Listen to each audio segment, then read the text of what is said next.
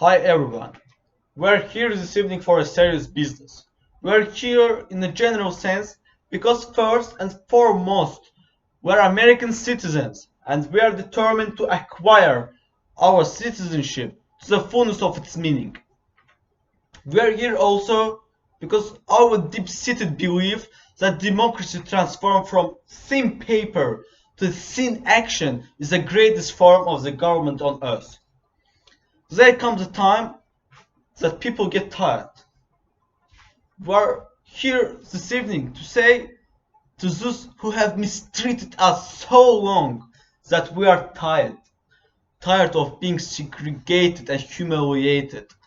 Tired of being kicked about the brutal feet of oppression.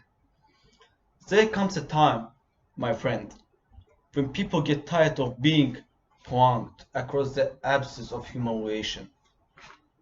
When they experience the bleakness and nagging despair, there comes a time when people get tired of being pushed out of the glimmering sunlight of last July and left standing amid the piercing chill of an Alpine November. We had no alternative but to protest. For many years we have shown amazing patience.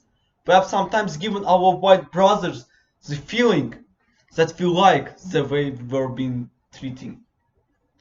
But patient, but we can, came here tonight to be saved from the patience that make us patient with anything less than freedom and justice. One of the great glories of democracy is the right to protest for right. Some organizations are protesting for the perpetration of injustice in the community. We are protesting for the birth of justice in the community. Their measures lead to violence and loneliness. But in our protest, there will be no cross burnings.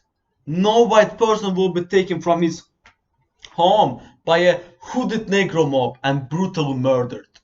There will be no threats and intimidation. We will be guided by the highest principles of law and order. Our measures will be that of persuasion, not coercion. We will only say to the people, let your conscience be your guide. Our actions must be guided by the deepest principles of our Christian faith.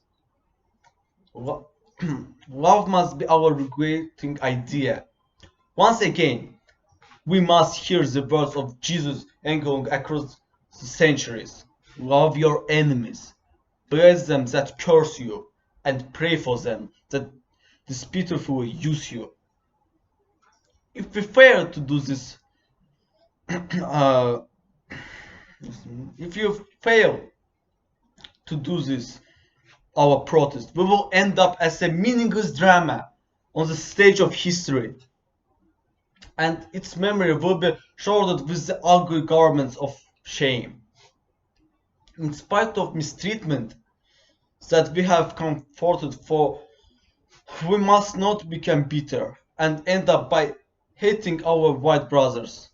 No, as Booker T. Washington said, let no man pull you so low as to make you hate him.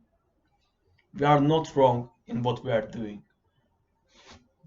If we are wrong, the Supreme Court of this nation is wrong. If we are wrong, the Constitution of the United States is wrong. If we are wrong, God ultimately is wrong. If we are wrong, Jesus of Nazareth was merely a utopian dreamer who never came down to earth. If we will protest courageously and yet with dignity and Christian love, when the history books are written in future generations, these historians will have to pause and say, there lived a great people, a black people, who inject new meanings and dignity into the winds of civilization. And this is our challenge and our responsibility. Thank you.